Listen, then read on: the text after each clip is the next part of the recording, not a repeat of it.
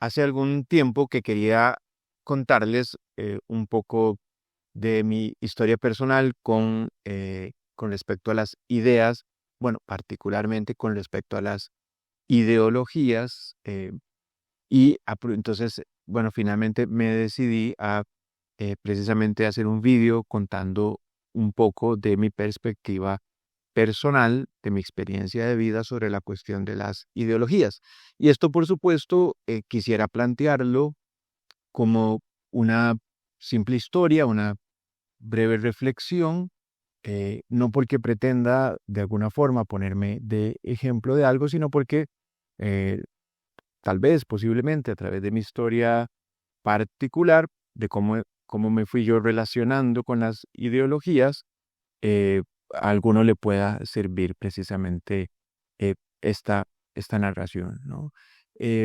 Y entonces hemos querido titular este vídeo bajo el nombre sugerente directo de por qué no soy liberal o por qué ya no soy liberal. Bien, yo recuerdo que mi primera toma de postura política em, fuerte, importante, tiene que ver precisamente con el nuevo milenio, con la llegada del año 2000, y recuerdo dos momentos significativos en aquel año 2000, año 99, año 2000, no recuerdo con certeza. Bueno, recuerdo que en ese momento había habido una protesta de agricultores en Ochomogo y habían generado un importante bloqueo vehicular, ¿no? De carreteras por algunos días. Y la forma en la que los medios de comunicación plantearon esto ciertamente me hizo pensar en la grave injusticia que estaban cometiendo estos agricultores, según mi visión de las cosas en ese momento, en contra de quienes tenían precisamente su derecho a transitar o también pues, ciertamente por el montón de productos que se estaban perdiendo porque no podían transitar adecuadamente hasta sus lugares de destino. Bueno, ese fue un evento que me marcó de alguna forma y me invitó a tomar una postura, digamos, más afín con lo que uno podría llamar una tesis liberal. Evidentemente, no fue así como la asumí, pero eso fue, digamos, sembrando el terreno para ir desarrollando perspectivas favorables al liberalismo económico. Bien, el otro evento que sería significativo es precisamente el famosísimo Combo de Lice, allá en el año 2000, lo recuerdo claramente, a mitad del gobierno de Miguel Ángel Rodríguez, y en donde pues estuve ciertamente a favor, ¿no? De la perspectiva propuesta por los legisladores en aquel momento, que implicaba una ampliación bueno, por un lado, una separación, una división del ICE entre ICE Electricidad e ICE Telefonía y además una apertura de estos mercados. Y ciertamente me causó eh, particular molestia el que hubiese, digamos, estas protestas masivas. También recuerdo claramente, ¿verdad? Con dolor, inclusive, como estudiantes arriesgaron su vida haciendo una huelga de hambre en aquellos años, cosa que me parecía absolutamente innecesaria. Bueno, y finalmente, el otro gran evento que de alguna forma termina de moldear en mí una perspectiva muy favorable a las tesis del capitalismo, del liberalismo económico, es ciertamente la discusión del TLC en Costa Rica, porque en definitiva no me parecían convincentes ni suficientes los argumentos que se esgrimían en contra del Tratado de Libre Comercio y ciertamente defendí eh, en donde pude y en todas las instancias posibles la aprobación del Tratado de Libre Comercio. Bien. Pero aún a pesar de estas posturas, siempre tuve la idea, la noción de que, y sin estudiarlo muy a fondo, sin estudiar la doctrina social de la Iglesia muy a fondo, siempre tuve claridad de que había algo malo, que la Iglesia rechazaba en cierto grado el liberalismo. Bien, luego, ciertamente, empecé a trabajar en el ámbito de la defensa de la vida, ¿verdad? Y asumí otros derroteros hasta que eventualmente me volví a topar con la pregunta de las ideologías, ¿verdad? Y esto también invitado por ciertos amigos que me hablaban precisamente a favor de las tesis liberales. Yo en ese momento ciertamente tuve la perspectiva de que estaba de acuerdo con con la visión de una economía de mercado, con una visión capitalista, pero no así con la tesis, que también es una tesis liberal, por supuesto, de una estricta separación entre iglesia y Estado. Y esto siempre me pareció contrario a los más básicos principios católicos, porque yo decía, claro, si el cristianismo es verdadero, y esto por supuesto lo creo, si el cristianismo es verdadero, entonces está en la mayor conveniencia de la sociedad que la sociedad sea más cristiana y no menos cristiana. Y claramente me parecía que la tesis liberal de separación radical entre iglesia y Estado, de evitar que la cuestión religiosa llegue al espacio público, bueno, ciertamente eso me parecía evidente que tendía a producir más bien más secularismo. Y en mi opinión siempre me ha parecido significativo de que, claro, siendo cierto el cristianismo, le conviene a la sociedad que haya más cristianismo en el espacio público. Bien.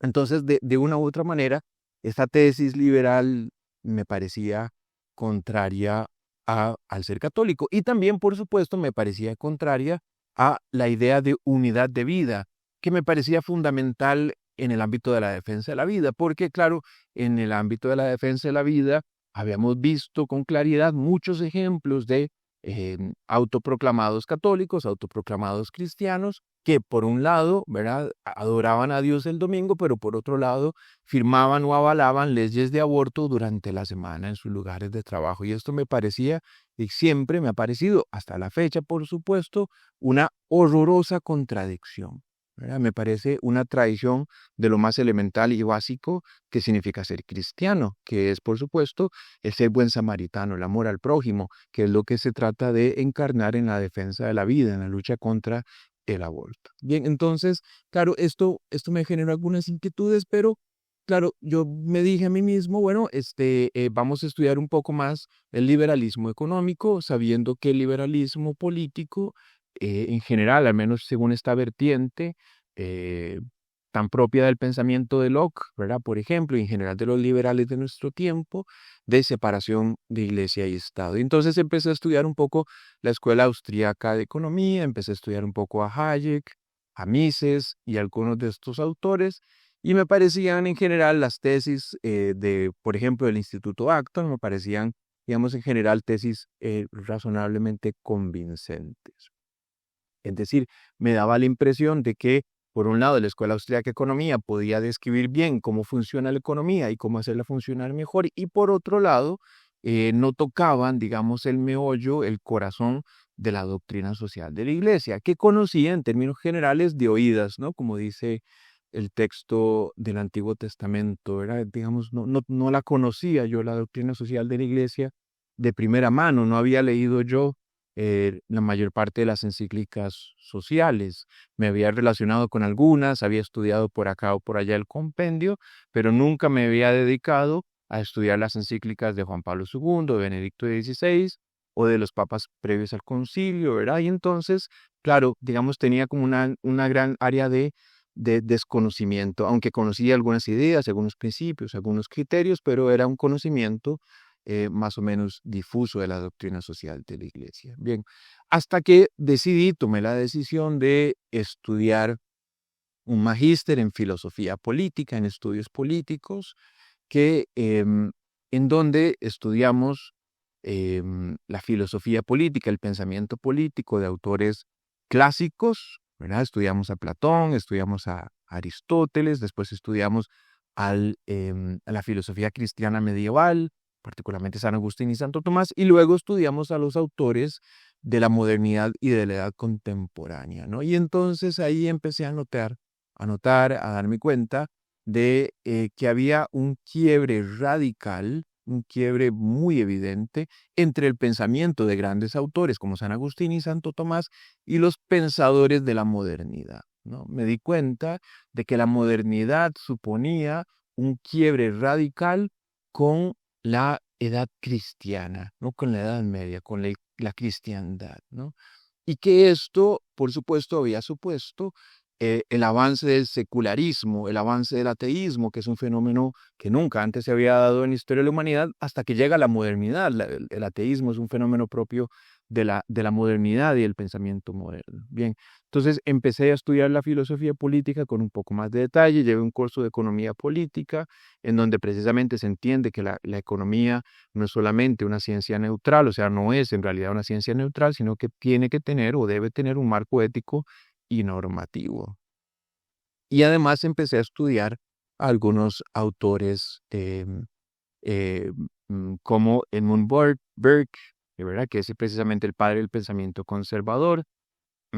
Empecé a estudiar autores como Patrick Deneen, un connotado filósofo de la Universidad de Notre Dame. Estudié también, por supuesto, a algunos contrarrevolucionarios franceses, ¿verdad? Empecé también a estudiar a Roger Scruton, un filósofo conservador que falleció hace poco tiempo. Y me di cuenta de que, claro, entre estos autores hay muchas variantes, ¿verdad? Es decir, por supuesto, no podemos hablar de Edmund Burke como hablamos de los contrarrevolucionarios franceses, pero me di cuenta de que los pensadores conservadores tenían una distancia más grande en algunos que en otra, pero una importante distancia con los pensadores liberales. Y además me di cuenta que la supuesta distinción entre el liberalismo francés, que fue el responsable de la Revolución Francesa y que causó cientos de miles de muertos, no era tan distinto y que era bastante cercano al liberalismo británico o clásico que algunos querían defender y que planteaban que, claro, el liberalismo francés y el liberalismo clásico eran dos vertientes radicalmente distintas del liberalismo. Y me di cuenta de que esto no es así, que en realidad parten de una misma vertiente, que los pensadores británicos son sumamente influyentes en la Revolución Francesa y que, claro, parte de las diferencias de cómo se produjo la Revolución Francesa y cómo se llevó a cabo en Inglaterra tienen que ver más bien con el ambiente religioso que precedía en Francia, ¿verdad? Entonces, claro, que existía en Francia. Por lo tanto, claro, implementar revolucionariamente un nuevo orden suponía quebrar un orden radical que era católico en Francia y no así en Inglaterra. Bien, entonces, claro, esto supuso el asesinato de miles de sacerdotes, miles de religiosos, miles de hombres de fe que estaban en desacuerdo con el ímpetu revolucionario francés. Pero me quedó claro, ciertamente, de que no es lo mismo el conservadurismo que el liberalismo. Y no solo eso, sino que hay una importante oposición entre el conservadurismo y el liberalismo. De hecho, muchos liberales van a estar de acuerdo con esta tesis. Solo aquellos que tratan de generar precisamente una conciliación entre ambas doctrinas, aunque yo diría que el liberalismo es más una ideología y el conservadurismo es más una doctrina, solo aquellos que piensan conciliar van a tratar de promover esta tesis, pero en realidad, estudiando de primera mano estos autores, me di cuenta de que son doctrinas con muchos puntos de oposición. Tienen ciertamente, por ejemplo, en el caso de Roger Scruton, tienen ciertamente puntos de encuentro, puntos en común, pero no tienden a ser muchos. Bien. Y me di cuenta precisamente de luego, estudiando, y aquí es un detalle importantísimo, ¿verdad? Estudiando la doctrina social de la Iglesia, me di cuenta de que la Iglesia no favorece el liberalismo, como se me había hecho creer, como se me había planteado, de que la Iglesia, por un lado, no tenía sistemas propios que ofrecer, entonces eso significaba que podíamos en el ámbito económico seguir la doctrina que quisiésemos, cosa que es falsa, y además, por supuesto, se me había ocultado y tuve que descubrirlo, lo descubrí felizmente por mis propios medios, de que la Iglesia, como dice Juan Pablo II en la encíclica Solicitudo Rei Socialis, tiene una actitud crítica tanto ante el colectivismo marxista como ante el capitalismo liberal. Bien, entonces, claro, estudiando Juan Pablo II, estudié primero la encíclica Centesimus Annus, me di cuenta de que esta opinión favorable de la Iglesia hacia el liberalismo económico particularmente no existe, no es tal. Y más bien lo que prevalece es una perspectiva bastante crítica. Bien, entonces, claro, ahí, junto con el influjo del pensamiento conservador y particularmente con el influjo de la doctrina social de la Iglesia, me di cuenta de que no podía seguir abrazando tesis liberales, ni en lo económico, ni en lo político. Esto, por supuesto, supuso una apertura de un bellísimo espacio de trabajo, espacio de pensamiento, en donde, lejos de seguir esta perspectiva cuasi maniquea, ¿no? Dualista, de que hay que ser de izquierda o de derecha, que hay que ser liberal o marxista, bueno, claro, se me abre con la doctrina social de la Iglesia, con el pensamiento social de los papas, se me abre un mundo bellísimo por delante, en donde podemos pensar en la economía, la política, la empresa, desde categorías renovadas y superadoras de este falso antagonismo, porque en realidad, hay que decirlo, el antagonismo entre liberales y marxistas es un antagonismo superficial, porque en realidad ambas doctrinas tienen muchísimos elementos en común. Y así como entendí, ya sabía que no podía ser marxista, entendí que tampoco podía ser liberal.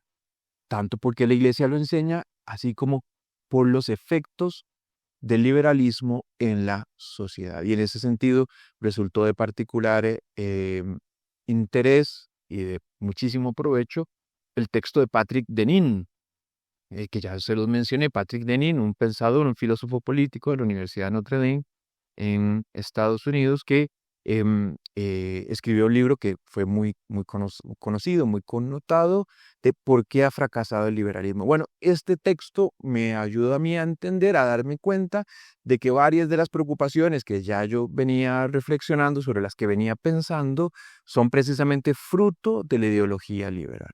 Bien, ¿qué significa esto? Bueno, claro, o cómo lo entendí yo, algo muy sencillo, ¿verdad? Yo vi, por mi edad, yo recuerdo lo que es crecer, ser un niño en los años 80 en Costa Rica, ¿verdad? Y en Costa Rica, bueno, precisamente había una fructífera vida comunitaria. Yo recuerdo lo que es en mi infancia jugar con los vecinos escondido, quedó, ¿no? Jugar fútbol en la plaza del barrio. Recuerdo lo que es que los vecinos se pusieran de acuerdo, cerraran calles, organizaran fiestas, hicieran juntos carne asada, fueran de paseo, ¿no? Yo tengo todo esto claro, es decir, había una vida comunitaria entre luces y sombras, porque así es la existencia humana, pero había una vida comunitaria que existía. Y me vine dando cuenta, o he visto cómo a lo largo de los últimos 10, 15 años, la vida comunitaria es cada vez más disoluta, no existe, es cada vez más líquida. Ya no sabemos quiénes son nuestros vecinos, ya no sabemos quiénes conviven a la par nuestra, ya no sabemos a qué se dedican. Bien, nos hemos refugiado en nuestros hogares y he entendido, claro, que esta disolución de la vida comunitaria, que para la doctrina social de la Iglesia es fundamental, es fruto precisamente del avance del liberalismo en nuestras sociedades. Es decir, el liberalismo, por su lógica individualista, ¿verdad? Porque podemos ubicar al liberalismo en una lógica individualista, así como el marxismo es colectivista, el liberalismo es individualista. Y entonces, claro, es precisamente la promoción, la propagación de las ideas liberales que tienen como categoría de análisis fundamental al individuo, que precisamente va produciendo en nuestras sociedades esta desconfianza, este atomismo, esta perspectiva de estar lejos unos de otros y que así estamos mejor, que no necesitamos del prójimo, no necesitamos del vecino, no necesitamos del familiar, ¿no? Claro, este individualismo lo que hace es que avanza el egoísmo, ¿verdad? Y de hecho, un sacerdote amigo me contaba cómo en otro país en el que vivió, precisamente había una universidad muy liberal, ¿verdad? Muy enfocada con el liberalismo, que enseñaba el egoísmo. Y esto a mí siempre me llamó la atención, como me decía esto, es que se enseña, en esa universidad se enseña el egoísmo. Bien. Luego también, por supuesto, ya yo tenía una crítica con respecto a la sociedad de consumo, porque había notado en mi propia existencia cómo el consumo nos sacia, el consumo nos llena, el consumo produce una importante factura ecológica, y cómo es precisamente la sociedad de consumo que deviene precisamente de la visión capitalista de las cosas, es decir, de una publicidad agresiva, de una publicidad omnipresente que hace, ¿verdad? Que pone delante nuestro cosas que en realidad no necesitamos, pero nos hace pensar que las necesitamos. Y claro, como esta mentalidad de consumo induce a las familias a las deudas, induce a las familias a las tarjetas de crédito, induce a las familias a comprar cosas que no necesitan y generan una espiral consumista viciosa que las hunde e inclusive las lleva a la separación muchas veces, porque claro, esta espiral de consumo lleva a las deudas y las deudas eventualmente llevan a la ruptura familiar. Entonces, este es un segundo elemento muy importante que viene precisamente de la mano del capitalismo liberal. Bien, y por supuesto, el otro gran tema que siempre me había generado muchísima preocupación, bueno, al menos desde más o menos el año 2008, es la cuestión de la vida, la defensa de la vida, la lucha contra el aborto. Bien, y precisamente a través de distintos propagadores del, digamos, de un cierto pensamiento pro vida, pues me reafirmé en la idea de que el marxismo es el responsable de la cultura de la muerte. Y esto me parece que es cierto, el marxismo es responsable en cierto grado de la cultura de la muerte, pero no es el único responsable, y es lo que algunos de estos connotados difusores de pensamiento, de ideas, olvidan decir, ¿verdad? O no están diciendo. Esta llamada nueva derecha, ¿verdad? Bueno, claro, ellos no están diciendo que el liberalismo es igualmente corresponsable en la difusión de la cultura de la muerte, porque cuando una mujer argumenta, por ejemplo, que está a favor del aborto y que ella tiene derecho a decidir sobre su propio cuerpo, está utilizando categorías liberales y capitalistas para defender su derecho al aborto. Está partiendo desde una lógica individualista que no es propia del marxismo, sino que es propia del liberalismo, y además está tratando su cuerpo como si fuese su propiedad, lo cual es propio también del capitalismo, que tiende a enaltecer primordialmente la propiedad privada sobre cualquier otra cosa. Bien, entonces, claro, entendí que esta comprensión de la corporeidad, esta comprensión del yo, en donde, por supuesto, lo único que prevalece es los deseos de la persona, las necesidades de la persona, porque lo único que importa para el liberalismo es el individuo, es el yo, la dimensión social es secundaria, es irrelevante, es opcional. Entonces, claro, me di cuenta de que tan influyente es el marxismo para la creación de la cultura de la vida como lo es el liberalismo. Y entonces, ciertamente, no podía favorecer yo de modo alguno tesis liberales. Bien, así que esta cultura de la muerte ciertamente guarda una relación con el marxismo, por ejemplo, que ha alimentado el feminismo de los años 60 y 70, ¿verdad? Ha sido, digamos, un feminismo de tercera o cuarta ola, marcado por el marxismo, pero también hemos visto como en los últimos años hay una confluencia precisamente entre las ideas marxistas y las ideas liberales en la cultura de la muerte, en la defensa del aborto, en la defensa de la fecundación in vitro, en la defensa de la deshumanización del no nacido. Bien. Y además, bueno, aquí faltaría agregar, ¿verdad? Por supuesto, cómo hay una colusión entre cultura de la muerte y mercado, ¿no? Para proveer servicios de muerte, ¿no? Por ejemplo, la maternidad subrogada, ¿no? En los vientres, los llamados vientres de alquiler. Bueno, esa es una mercantilización según ideales capitalistas de la gestación, de la maternidad, ¿no? El tratamiento de la maternidad como una compra-venta, imagínense ustedes. O por supuesto, las aportaciones, por decirlo de alguna forma, que hacen las empresas farmacéuticas para facilitar el aborto casero, ¿verdad? O, claro, por supuesto, digamos, el negocio muy lucrativo que supone el aborto para los médicos que practican abortos, ¿verdad? Que se llenan las arcas practicando, se llenan los bolsillos practicando abortos. Entonces, claro, es evidente, señores, que no es posible seguir siendo liberal, porque la iglesia lo enseña, la iglesia lo plantea, la iglesia lo desarrolla con claridad en su doctrina social, y porque además podemos ver, como he dicho, estos efectos de la visión liberal en la sociedad de nuestro tiempo. Quisiera finalizar, por tanto, haciendo una invitación a que lea, sea católico o no lo sea, lea la doctrina social de la Iglesia. Quisiera sugerirle que, por ejemplo, tome la encíclica Centesimus Annus de Juan Pablo II del año 1991. Que tome la encíclica Juan Pablo II y se introduzca alegremente en este maravilloso mundo de la doctrina social de la Iglesia. O, por ejemplo, lea la encíclica Caritas in Veritate de Benedicto XVI. Es un texto también maravilloso. Permítame entonces sugerirle estos dos textos para que entienda bien de qué estoy hablando y por qué este mensaje es importante para nuestro tiempo, porque hemos tenido claridad de que el marxismo es un problema para la fe, pero se nos ha olvidado que el liberalismo también supone un problema para la fe.